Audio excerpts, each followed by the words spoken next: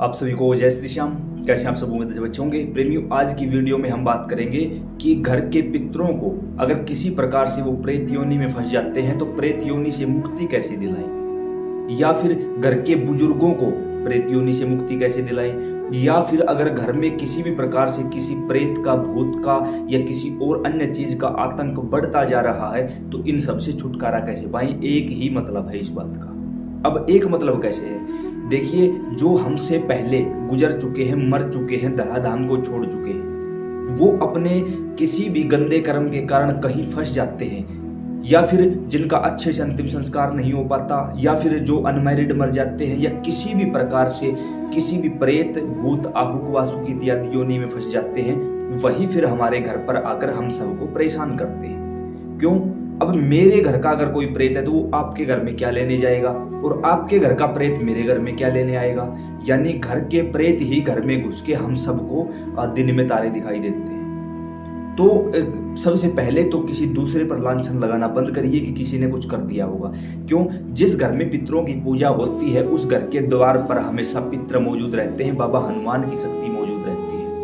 उस घर में चाहकर भी कोई गंदी चीज प्रवेश नहीं कर सकती। अगर आपके घर में किसी भी प्रकार के भूत प्रेतों ने प्रवेश कर लिया है तो इसके जिम्मेवार खुद आप लोग हो, क्योंकि आपने अपने पितरों को नहीं पूजा, आपने अपने बुजुर्गों की सेवा नहीं की और आपने उनकी पूजा नहीं की। इसके जिम्मेवार आप हो। इसके लिए पितर कौन होते हैं, हमारे हैं या नहीं है, कैसे पता करें, पूरी एक प्लेलिस्ट बना रखी है हमने।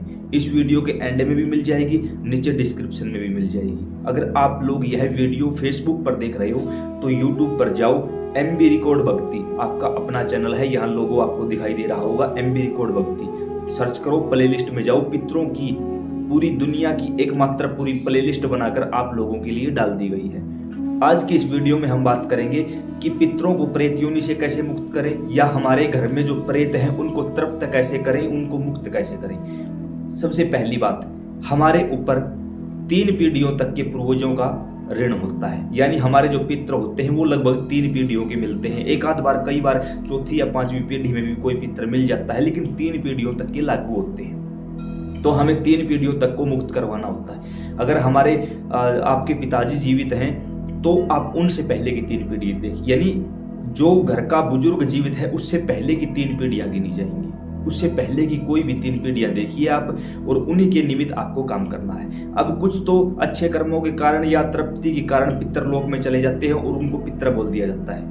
आप लोग भी कहीं जाते होंगे, वहां आप लोगों को बता दिया गया होगा आपके जो मरे हैं वो सारे पितर हैं। वो सारे पितर नहीं होते भाई, वो बुजुर्ग होते हैं, ठीक है। उनको बुजुर्ग कहा जा सकता है, उनको पितर नहीं कहा। पितर कुछ ऐसे होते हैं, कुछ ऐसी दिव्य आत्माएं होती हैं जो डायरेक्ट पितर लोग चली जाती है, वो हमारा भला करती हैं, या हम जिनकी पूजा करके उन्हें अच्छे प्रकार से उनको अच्छा कर लेते हैं। अब बात आती है प्रेत की। कुछ लोग क्या करते हैं, मेहंदीपुर जाते हैं, उनको बंधवा देते हैं। कुछ लोग अन्य जगहों पर जाकर बंधवाते हैं। अब जैसे हम यहाँ हरियाणा हिसार से हैं तो हमारे यहाँ नजदीक लगता है पांडु पिंडारा जो कि जींद में है। कुछ लोग वहां उनको छोड़ के आते हैं। एक बात बताइए, आपके घर का कोई लड़का है, वो गलत संगत में पड़ चुका है, गलत ट्रैक पर चल चुका है, तो क्या आप उसका त्याग कर दोगे? त्याग नहीं कर सकते। उसको समझाओगे, बुझाओगे, पुलिस से मार लगवाओगे, जेल के अंदर डलवा दोगे या कुछ ऐसा करो, लेकिन उसका त्याग तो नहीं कर सकते आप। उसको कहीं दूर छोड़ के तो नहीं आ सकते आप। लेकिन लोग यही गलती कर रहे हैं। किसी ना किसी माध्यम से, किसी भक्त तांत्रिक ओझा के माध्यम से अपने पितरों को मेहंदीपुर बंधवा दिया, कहीं और बंधवा दिया, और फिर बाद में हजारों प्रकार की मुसीबतें उनके घर पर आन पड़ती हैं। वही हाल इस समय हो सकता है आपका भी होगा। जब पितर नाराज होते हैं तो वो सब कुछ खत्म कर देते हैं, तहस नहस कर देते हैं, कुछ भी नहीं बचता घर में। हजारों कमाने वाले हैं लेकिन खर्चा उनसे ज्यादा है। आपका पैसा कमाया हुआ कहाँ जाएगा? हॉस्पिटल में जाएगा, वकीलों के पास, पुलिस थानों में जाएगा, और कहीं नहीं जाएगा। आपका कोई भी काम नहीं बनेगा, किसी भी प्रकार से घर में किसी भी चीज की बरकत नहीं होगी। ये सब कुछ पितर दोष के कारण होता है। फिर जब हमारे घर पर पितरों का पहरा नहीं होता तो प्रेत, जो हमारे ही घर के प्रेत योनि में फंसे हैं, वो हमारे घर के ऊपर कब्जा कर लेते हैं। फिर वो अन्य प्रेतों को बुलाते हैं कि आ जाओ, अब यहाँ इनकी फिल्म बनाते हैं। क्यों बुलाते हैं? 2 भाई हैं, दोनों की आपस में लड़ाई हुई तो एक भाई किसी पड़ोसी को या अपने किसी क्लोज फ्रेंड को बुलाएगा और बोलेगा चल मेरे भाई को पीटते हैं। यानी भाई तो सगे हैं लेकिन फिर भी वो किसी बाहरी शक्ति की मदद से अपने ही भाई को पीट देता है। सेम वही थ्योरी यहाँ अप्लाई होती है। जब घर का ही कोई प्रेत जो अतृप्त है, जो आपसे खुश नहीं है, वो किसी बाहर के प्रेत को बुलाकर आपके घर में ले आएगा और फिर दोनों प्रेत मिलकर उस कमजोर पितर को प्रताड़ित करेंगे और आपके घर पर राज करेंगे। जब कहीं भी आप किसी के पास पुच्छा वगैरह दिखाने के लिए जाओगे, पुच्छा वाला देखते ही बोल देगा आपके घर में तो पितृदोष है। क्यों? क्योंकि उन प्रेतों ने उस पितर को आगे खड़ा कर दिया। अब आप कहाँ जा रहे हो, घर में क्या करते हो, क्या सोचते हो, ये सारी बातें उन चीजों को पता होती है। कहीं भी किसी के पास जाओगे वो पितृदोष बताएगा, लेकिन वास्तव में क्या है? प्रेत दोष। जब कभी हमने कहीं दिखाया तो उसने पितर को आगे कर दिया। आपने पितृदोष के उपाय के लिए बहुत सारे उपाय भी कर लिए, अमावस्या भी निकाल दी, सब कुछ कर लिया, लेकिन फिर भी शांति नहीं हुई। क्यों? क्योंकि वास्तव में आपके घर में पितृदोष नहीं था, आपके घर में तो प्रेत दोष था। अब उस प्रेत दोष को कैसे दूर करना है, यह काम जो मैं बताने जा रहा हूं, यह खासकर सबसे ज्यादा सिद्ध होगा केवल पितृपक्ष में। अन्यथा आप अलग भी कर सकते हो, कभी भी कर सकते हो, किसी भी समय कर सकते हो। और खासकर वो दिन चूज करिए जब लास्ट दिन अमावस्या हो। आपको क्या करना होगा? खासकर यह चीज पितृपक्ष में ज्यादा काम करेगी और जल्दी असर करेगी। यह काम केवल घर के पुरुष करेंगे और यह काम केवल दोपहर को 2 बजे से 4 बजे के बीच में होगा। क्या करना होगा? सबसे पहले आप अपने घर में किसी भी एक अच्छे स्थान पर, जो लगे कि यहाँ ये ठीक स्थान है, उस स्थान की अच्छे से साफ सफाई करके वहां एक आसन लगाइए। किसके लिए? देवता के लिए। उस जगह पर आप ईंटें बिछा दीजिए, उसके ऊपर सफेद कपड़ा बिछा दीजिए।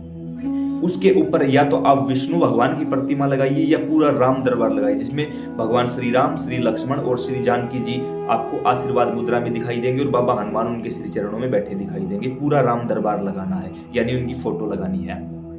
फोटो लगाने के बाद आपको दिया जलाना है, एक दिया, मिट्टी का दिया, ठीक है। अब उसके बाद आपको एक लोटा जल लेना है, उसके अंदर 11 चावल के दाने डाल लेने हैं, 11 चावल के दाने। अब आप धूप लगा सकते हो तो धूप भी लगा लीजिए। 21 रुपए आपको निकालकर वहां रख देने हैं और फिर संकल्प लेना है उसी स्थान पर बैठकर कि मेरा नाम ये है, मेरे पिता का नाम ये है और मेरा गोत्र ये है, मैं इस जगह का स्थायी निवासी हूं। मुझसे पहले 3 पीढ़ियों में अगर कोई भी किसी भी कारण से किसी गलत योनि में फंस चुका है तो मैं उन सब की मुक्ति के लिए गीता के 18 अध्यायों का पाठ कर रहा हूं। अब यह संकल्प आपको लेना है कि आप हर रोज 1 पाठ करोगे या 2 करोगे। 1 करोगे तो 18 अध्याय 18 दिन में पूरे होंगे, 2 करोगे तो 9 दिन में हो जाएंगे। हर रोज आपको ऐसे ही दिया जलाना है, दीपक जलाना है, धूप जलानी है और जल का लोटा रखना है, उसके अंदर 11 चावल डालने हैं, थोड़ा सा गंगा जल डालना है। अब जब आप गीता का पाठ शुरू करोगे तो आप लोगों ने देखा होगा कि गीता का पाठ जब हम करते हैं तो एक स्टैंड पर गीता रखकर उसके ऊपर लाल कपड़ा बिछाकर फिर गीता का पाठ किया जाता है। आपको भी सेम ऐसे ही करना है और जोर जोर से बोलना है, जोर जोर से, जैसे मैं जोर से बोल रहा हूं आप सुन रहे हो, ऐसे जोर जोर से बोलकर उन शक्तियों को सुनाना है, भगवान को सुनाना है। जब आप सारी चीजें उनको सुनाओगे उस समय आपकी ये उंगली जल में होनी चाहिए, जो लोटे का जल है उसके अंदर ये होनी चाहिए। इससे क्या होगा? आपके द्वारा किए गए पाठ का पूरा फल उस जल के अंदर चला जाएगा। इस उंगली को आपको जल में ही रखना है। आप 1 पाठ करते हो, हर रोज आप 2 पाठ करते हो, वो आपके ऊपर डिपेंड है। मान के चलो आप 2 पाठ करते हो तो 9 दिन में आपका काम पूरा हुआ। अब कोशिश करिए, अगर पितृपक्ष चल रहा है तो दी बेस्ट है, इससे अच्छा तो कुछ हो ही नहीं सकता। अब मान लेते हैं कि पितृपक्ष नहीं चल रहा और 2 पाठ का आपने नियम लिया है तो 9वें दिन अमावस्या होनी चाहिए, 9वें दिन अमावस्या पढ़नी चाहिए। फिर आपको आपने पाठ कर लिया, कंप्लीट कर लिया, आधे घंटे में कंप्लीट कर लिया। उसके बाद आपको उस जल को उठाकर माथे पर लगाना है और कहना है जो भी अतृप्त जीवात्मा है, यानी भूत प्रेत कोई भी है, हम नहीं जानते आप कौन हो, आप तृप्त हो जाइए। उस जल को लेकर आपको तुलसी में डालना है। कैसे डालना है? उस समय पर आपका मुख दक्षिण दिशा में होना चाहिए और ये उंगली नीचे की तरफ होनी चाहिए, यानी जहां तुलसी में जल गिरेगा। इस हाथ में लोटा लीजिए और जल को डालिए और बोलिए कि जो भी अतृप्त आत्मा है वो तृप्त हो जाओ, जल ग्रहण करो।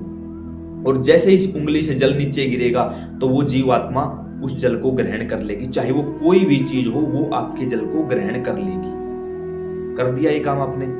हर रोज यही रूटीन, यही प्रक्रिया दोहरानी है आपको। अब जो आपने 21 रुपए निकाले थे वो आपको हर रोज 21 रुपए निकालने हैं गौ माता के चारे के लिए।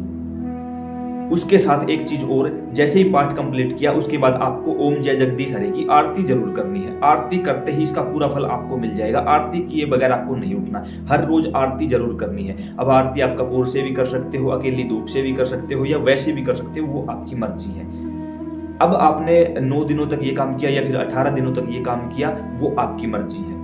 उसके साथ साथ गौ माता को आपके चारे के लिए जो 21 रुपए निकाले थे आपने, वो 21 रुपए आपको गौशाला में ही दान देने हैं। गौशाला में ही उस चारे का पैसा जाना चाहिए। आसपास कोई गौशाला नहीं है तो आप 21 रुपए मत निकालिए। आप ऐसा करिए कि गौ माता को हर रोज थोड़ा सा हरा चारा खिला दीजिए, पितरों का नाम लेकर कि हे मेरे अतृप्त पितरों, शांत हो और भोजन ग्रहण करके आप अपनी तृप्ति करो। जब आप ऐसा काम करोगे तो गीता का पाठ करते ही, गीता के पाठ कंप्लीट होते ही आप देखोगे कि आपके घर में जो भी परेशानी थी, जो दिक्कत थी, दूर जाएगी। अतृप्त आत्माएं शांत हो जाएंगी और आपको हर प्रकार के सुख देने लगेंगी। आपके घर में बरकत शुरू हो जाएगी और आपका काम बनने लग जाएगा। उम्मीद करते हैं ये जानकारी आपको समझ और पसंद आई होगी। अन्य प्रेमियों के साथ इस चीज को जरूर शेयर करें ताकि उन्हें भी इस चीज का लाभ मिल सके। जय श्री श्याम।